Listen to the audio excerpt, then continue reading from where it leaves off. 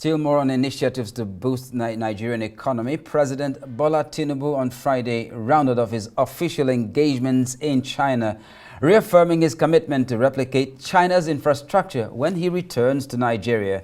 Addressing members of Nigerians in diaspora organization in China and the Nigerian community in China at the China World Hotel, the president described his visit to the Asian country as very good and successful.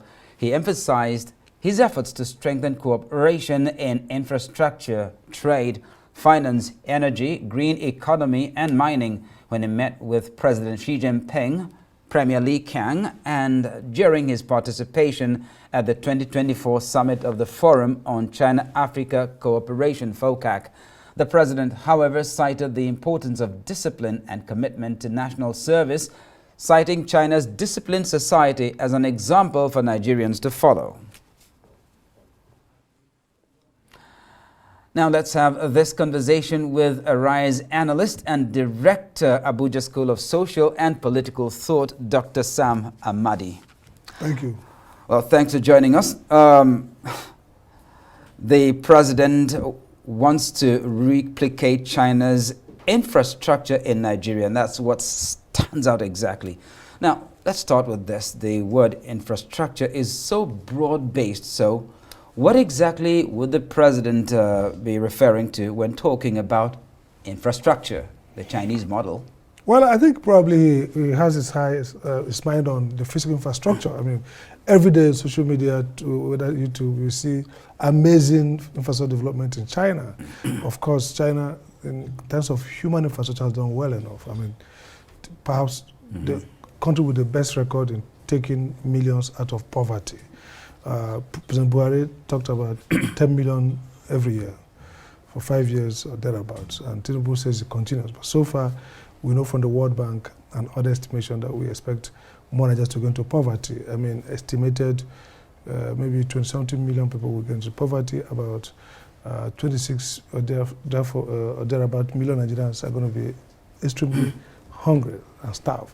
So China provides a backdrop for us to say, okay, maybe we should emulate China, but then let's not forget that there's a method to this madness. You know, okay. China didn't just happen. You know, interesting that before 1978, China probably was in worse. In fact, comparable data, China was worse than most of the sub-Saharan African countries, and it took a kind of leadership and also a structure of society-state relationship.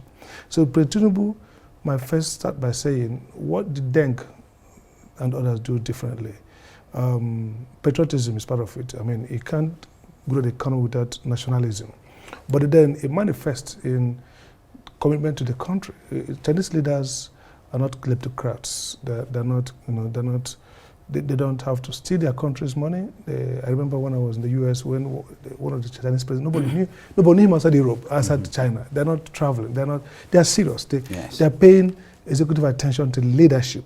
And interestingly, there's a sense in which, you know, we talk about authoritarianism and democracy. People say, oh, you need to be authoritarian like China or Singapore to get going. But it's not about authoritarianism. It's also about a disciplined leadership that has commitment to the state. So, yes, if you want to be like China, we first have to start thinking like China. And thinking like China starts with first even repudiating, interestingly, the World Bank, IMF, you know, prescriptions. Everybody forget that, oh, China is now a poster child. People behave as if China was always aligning with the received wisdom about economic policy. China was actually moved against. China got prices wrong. They tell us, oh, you can't have subsidy, you can't have, you know, competitive pricing. China got all those wrong. I mean, many scholars will tell you, if memorable ones, that China got prices wrong. China also was very pragmatic. Deng says once, when he came to power in 1978, it says, it does not matter whether the cat is black or white, as long as it catches rat, which means pragmatism. Today, people look at our economy and say, oh, we can't do subsidy. You can't float your currency with this long margin. You can't have oil prices, energy price spike, have food price spike, have currency price spike, which is what inflation is all about. End of the day, that's not pragmatic economic policy making. So, President Tinubu returns, he should return with a dose of realism, pragmatism. The Chinese leaders were not textbook economists. They didn't just, say, oh, price has to be right. You have to, you have to make prices fair, competitive. All those. They knew that first they need to improve the livelihood of Chinese people. Today we have extreme poverty, and so any effort at infrastructure development would have to look at prudence, look at intervention that will flow back well into the people. So a lot of things to learn from China. So we're looking at, the Chinese pragmatism, the Chinese thought, the Chinese attitude. And so if we're looking at Chinese infrastructure being replicated in here in Nigeria, how feasible is that, given that, the dynamics are pretty different? Three difficulties why I can't get it. First, federalism is also a problem. Our own federalism is very undisciplined, very vacuous and ambiguous. For example, you have 36 states, governors who are pulling at different rate. I mean, the federal government alone, except it becomes disciplined and mobilize the states towards a strategic national development agenda, which we don't have. So infrastructure needs, the way Chinese did it, they faced it. You see the coastal states were first in the queue to development, the exports, the growth happened mostly at the coastal, then went to the hinterland. So there was a sequencing, meaning there was a master plan, a mastermind. The Deng and his bureaucrats were people who have studied the problem well, who had the best expertise available to them, and who programmatically grew their country. So with Nigeria has very diverse, undisciplined, amorphous federalism. That's the first problem. Second challenge is you would need some financing here. And our idea of finance is always about, the World Bank or the IMF borrowing. But also, China looked inward and mobilized finance. There's wealth in this country. But you need to govern to unlock this wealth. If you're not governing, as we're not governing, we can't get away. So the question is, how are you going to finance this rapid upgrade in terms of infrastructure, finance the crisis? The third issue is around prudence. I mean, if you look at how much Nigeria loses to corruption, how much Nigeria loses to waste, profligacy. If you look at things we are purchasing, whether it's yacht, whether it's aircraft, whether it's 25 billion to renovate a vice president's house, those can happen in China. And so you need to have an elite also themselves whose fate and destiny and politics is developmental. And that's what we talk about, developmental state. So what we have today are transactional leaders who might do some good, but basically don't have a clear commitment to development. So I don't think we can quickly, without these structural changes, get to China. So we've been looking at the style of leadership, approach to governance and all that, but then let's also take another, what seems to be a key challenge, and that's technology. Absolutely. They have the technology.